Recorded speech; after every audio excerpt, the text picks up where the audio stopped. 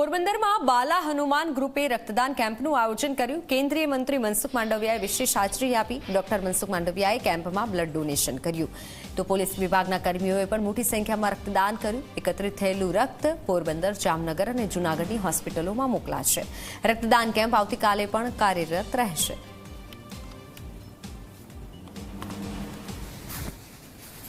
મને ખુશી છે આ મહા બ્લડ ડોનેશનના આયોજનમાં 10,000 બોટલ બ્લડ એકત્રિત કરવાનો સંકલ્પ કર્યો છે।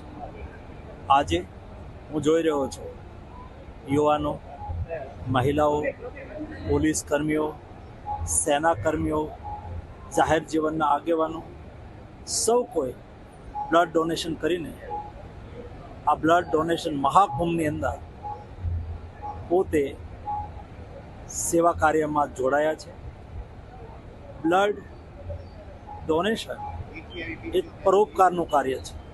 બ્લડ ડોનેશન એ બીજાના જીવનને બચાવવાનું કાર્ય છે અને આપણા ભારતીયોનો એ સંસ્કાર છે। એ સંસ્કાર એટલે સેવા, સંસ્કાર એટલે બીજાને મદદરૂપ થવું।